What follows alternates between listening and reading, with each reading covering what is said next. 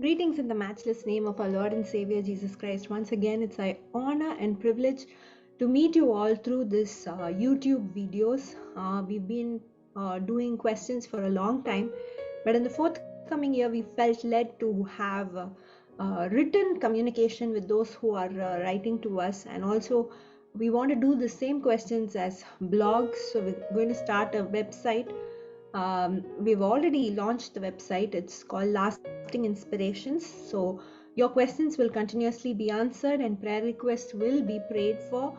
As you continue to write to us, we will be reaching out to you, but maybe not in a video format, but through the written format. And today we have a very interesting question that all of us at some point in time have gone through, including myself, and we've all been guilty of it at one point or the other. The question is this: when I do not like somebody, should I stop the people that are close to me from liking that same person?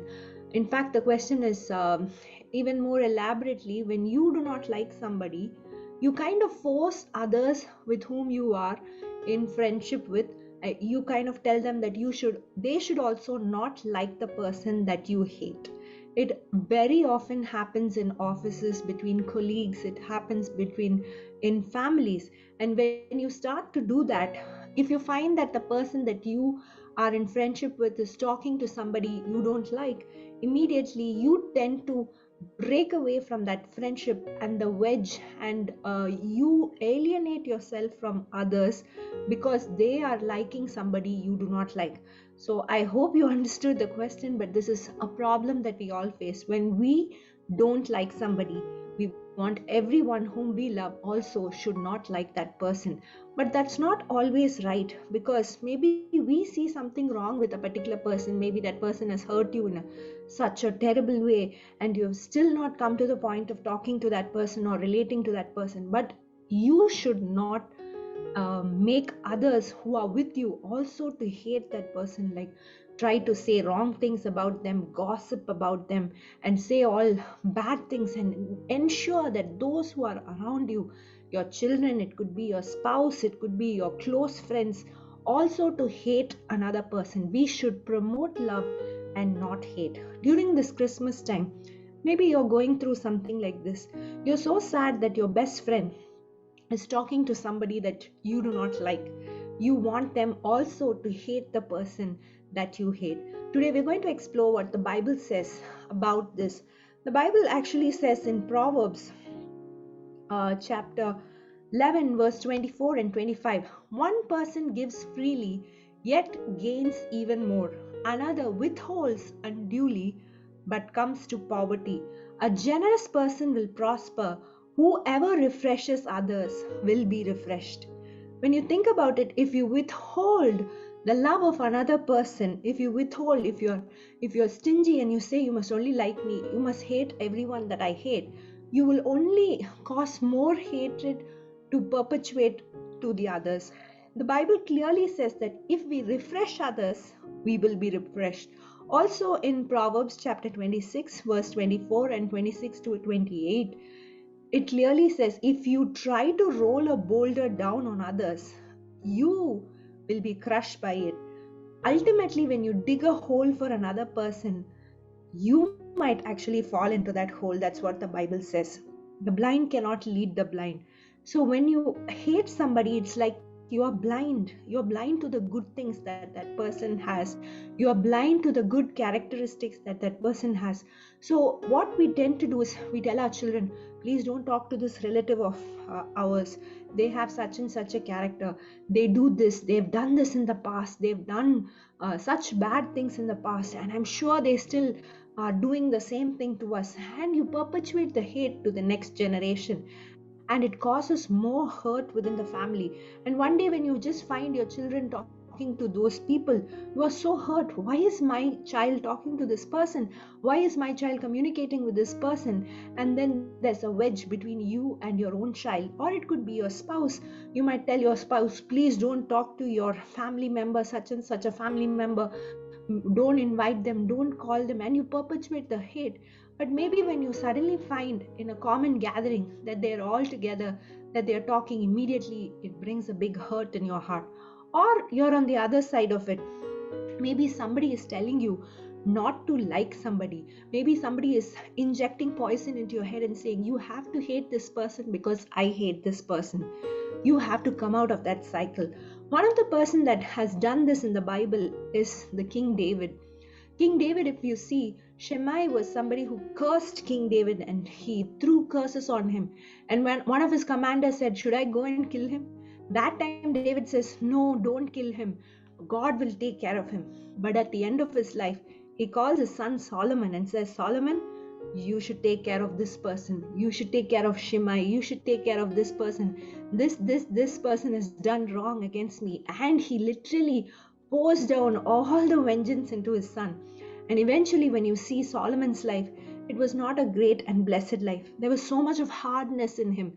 There was so much of, he was a very strict king that people were so upset under his rule. There was no true love in him. The hate was perpetuated from the father. And so these are wonderful lessons that we can learn from the word of God, that we will stop the cycle. Even if somebody has hurt us and we are not in a position to talk to them, we should never let those around us, we should not convince them to hate or bring dissension among brothers, bring dissension among sisters. This might be a little bit difficult for us to accept, because you will usually think, if I hate somebody, the person whom I love also should hate that same person. But maybe they see something else different in them. Maybe they find some good in them. Maybe they have some reason to talk to them and still perpetuate the love. But we should decide in our hearts that we will not allow hatred to cross from us to another person and from them to another person. This will only cause pain to us and it will never do us any good. So these are my thoughts on this topic. I would like to have Pastor Monica Manoj share her thoughts on this, how sometimes parents can tell their children not to like a particular relative, or one colleague can tell another colleague not to be friends with another. It could also be a spouse telling their partner not to like someone in the family. What are some of the damages that it can cause, and how can we overcome it? Yes, Pastor Merlin. I was just thinking about how Jesus Christ reacted. On the night of the Last Supper, Jesus Christ knew that it was Judas Iscariot who's going to betray him. And if he had dropped a hint that it was Judas who was going to plant that kiss of death, imagine the reaction of the other disciples. If Peter could go to the extent of chopping off the ear of Malchus, imagine what he could have done to Judas if he had known the truth.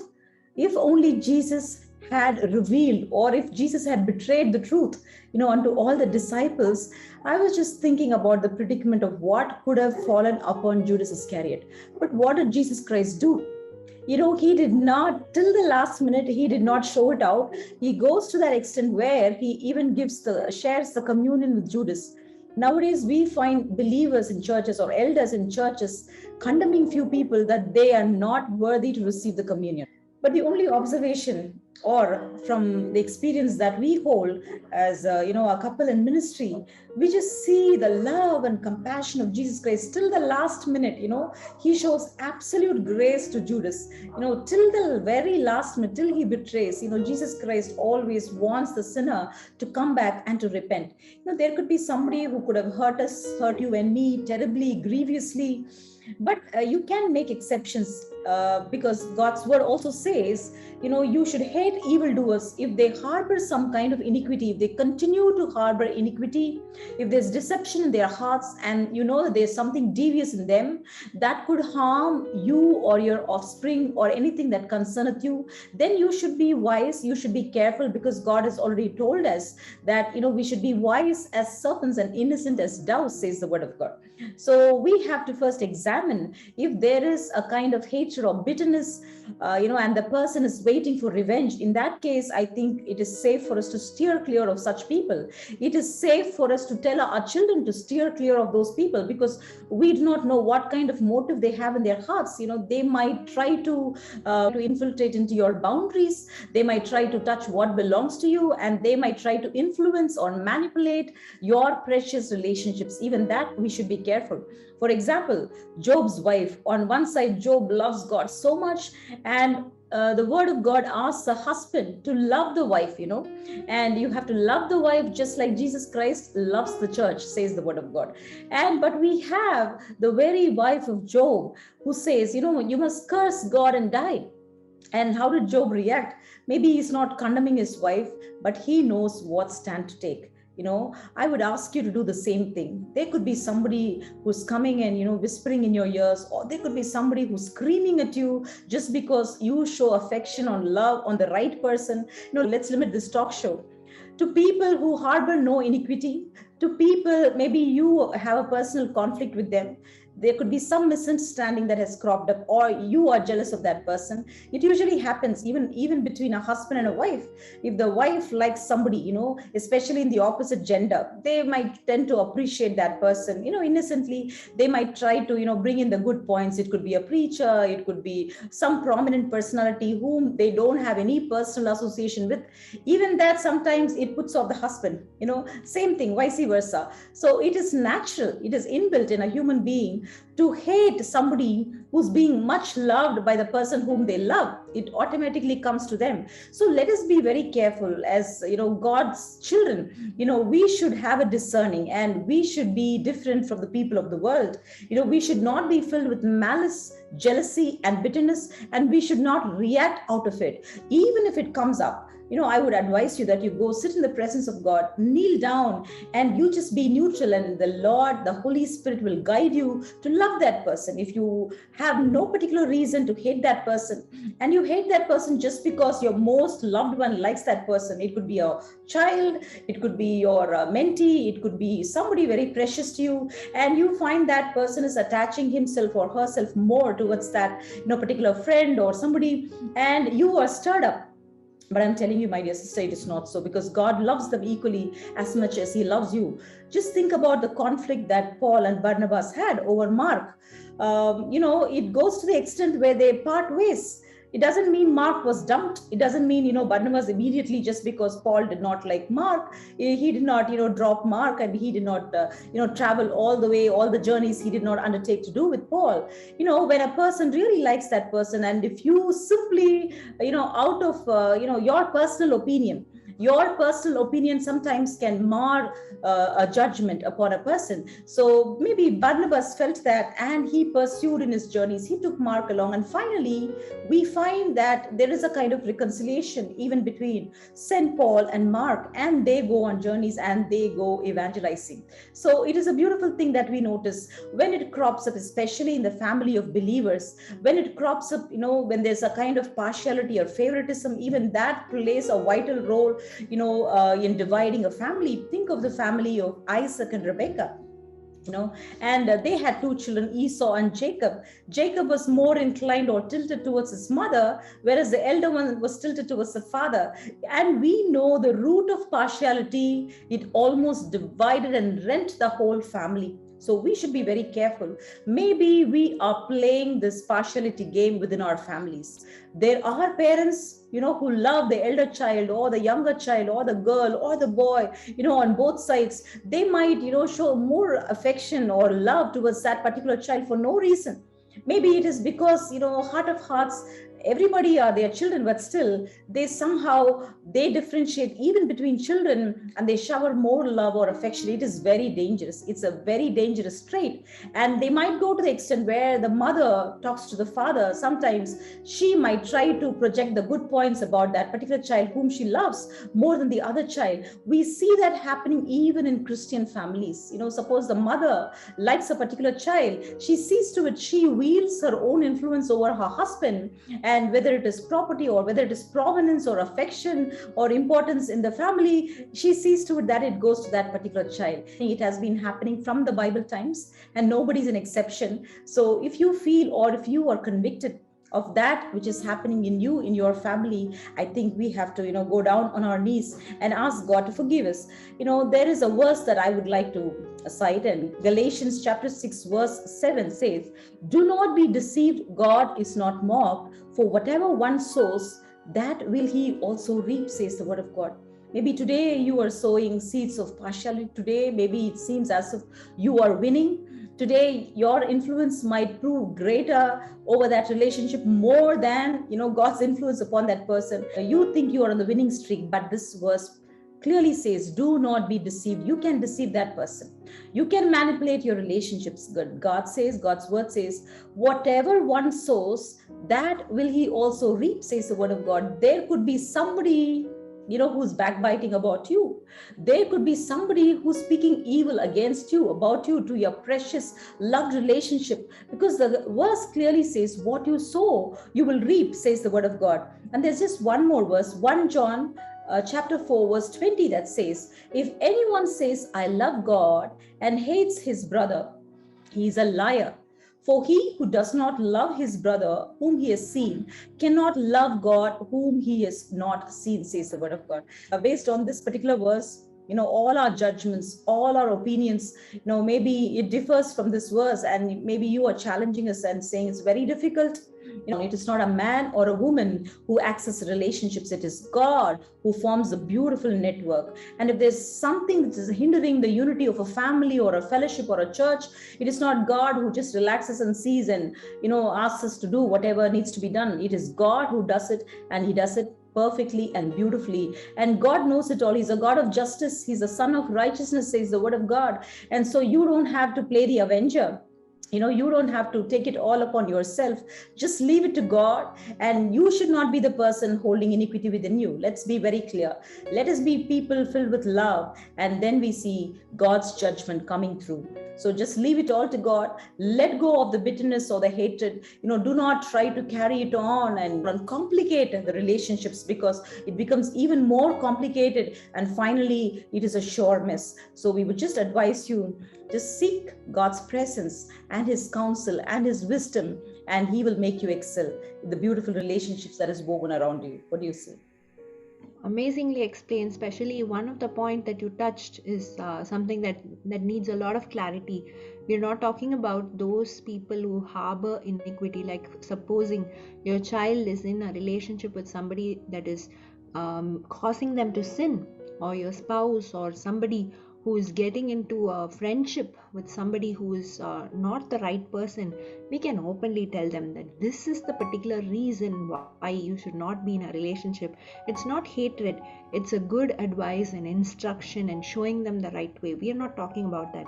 We are talking about people whom you hate because they hurt you, and then you don't want anybody else to have anything to do with them. That is a specific scenario that we are talking about. The Bible says that love is as strong as death, and jealousy is cruel as the grave.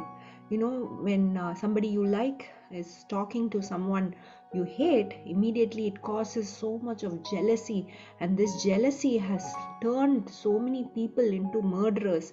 They have killed because their wife or somebody was talking to their relative whom the husband did not like. So many terrible scenarios we have seen, but it's because of that hate being perpetuated from one person to another. Finally, I just want to read this verse from Proverbs 11:17. Kind people do themselves a favor, but cruel people bring trouble on themselves. A good person gives life to others. The wise person teaches others how to live. One of the 6 abominations that God hates is bringing dissension among families. So in this Christmas season, if there's somebody that you're holding on to and saying, you should never talk to this relative, you should never talk to this person just because they hurt me or they have done something wrong to me, it's time to release that hatred, that bitterness that you hold, and release your loved ones into the hands of God. Release them to love, and love will always win. And love is patient, kind, and love is better than everything. So this Christmas season, let the love of God fill our hearts. I'm going to ask Pastor Monica to pray for us, that if there's somebody who's being held captive, saying, even though you don't want to hurt anybody, you don't want to keep the grudge, but because of your family situation or because someone who loves you so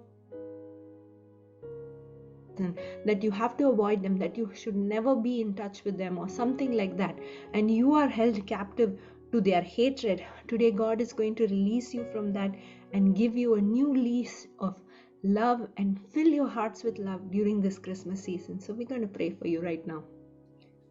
Lord Jesus, we thank you for this precious time of prayer, even as we gather in your wonderful presence, Father. Lord, we pray for the troubled hearts, Lord. We pray for the one who's been grievously hurt, and maybe they're just waiting with feelings of revenge or bitterness. But Lord, we pray for a sweet release. You're the balm of Gilead, says the word of God, and you bind our wounds with new oil and wine. We ask during this Christmas time for the ones who are suffering because of strife, because of fights, because of personal conflicts. We pray for the peace of the Lord to be restored upon them. Lord, yours is a government of peace, and you are a prince of peace, says the word of God. God, Emmanuel, we pray for your mighty presence, all the wedged relationships, let it reunite in Jesus' name. Lord, we come against the spirit of rebellion, Lord. It is almost like divination, says the word of God. We come against all the rebellious hearts. We come against the seeds of rebellion that have been sown in the tender hearts, Lord. But Lord, we pray that it shall be uprooted tonight in Jesus' name, even as we are praying, Master. The undue hatred and bitterness towards precious relationships, maybe in the close circle, in the family, in the fellowship, in the churches, be uprooted in Jesus' name. Master, we pray for unity. We pray for peace of the Lord. We pray for forgiveness, Master. Lord, facing the consequences of one's wrongdoing, Lord, it is all in your hands, Master. It is not in the hand of a man or a woman. So we pray that you will give us a sweet release of forgiveness. Each and everybody who's struggling with this particular sin, Lord, we rebuke the sin in Jesus' name, and we pray that we will all come out victoriously out of the stronghold of unforgiveness, out of the stronghold of bitterness and jealousy. Lord, we want to glorify your name through all our decisions, our thoughts, and our words and our deeds, and let your name alone be lifted up in a mighty, mighty way. We ask all these things in your most precious name. Amen. Lord Jesus, we thank you, Father. We pray that you would help each one of us during this time of Christmas season. We pray for love to be flowing within families between daughter-in-laws and mother-in-laws and father-in-laws and fathers and mothers, sisters and brothers, in-laws, and Lord, we pray for anyone. It could be their colleagues, it could be somebody, it could be their neighbors, Lord, or anyone who is a distant relative or somebody, oh Father, that has hurt them, and this particular sister doesn't want anybody else to talk to them, and Lord, they're being hurt again and again because someone they love is talking to them. Father, we pray that today they will let go of that hatred, they will let go of that jealousy, they will let go of that feelings of hurt, oh Master, and let everyone join together in love. Let everyone join together in peace. Even as you came into this world, the angels sang, oh Father, peace on earth and goodwill unto men. Let there be goodwill amongst people. Let the cycle of hatred stop. The cycle of hatred that moves from generation to generation stop right now, right here, Father, and let there be love that grows in the hearts of people. Lord, help us, Father. Help us to come out of every bitterness and love like you have loved. Love unconditionally, Lord, and like you loved us even before we loved you. We pray that you will fill our hearts with love during this season. We bless your holy name. Bless each and every one who is watching this talk show. Meet them at the point of their need. Whatever be their need in their heart, Lord, release them right now. Lord, let it be a wonderful time of genuine love, peace, and happiness. In Jesus' name we pray. Amen. Thank you for joining us every week. In the forthcoming weeks, we will be sharing our previous videos also that has been uploaded on Facebook, and also we will be doing blogs that we will be sharing with you. We believe that God has great things in store for us. God has great plans, and this has been a little ministry that we've been faithfully doing for many years, in spite of the viewership or whatever it is. But this is something, one person at a time, one life at a time, we would love to change, and we are sincerely praying for everyone who's writing to us at imchange2018@gmail.com. You can write to us and we will keep praying for you. Thank you all once again. It's goodbye and God bless you from myself and Pastor Monica Manoj.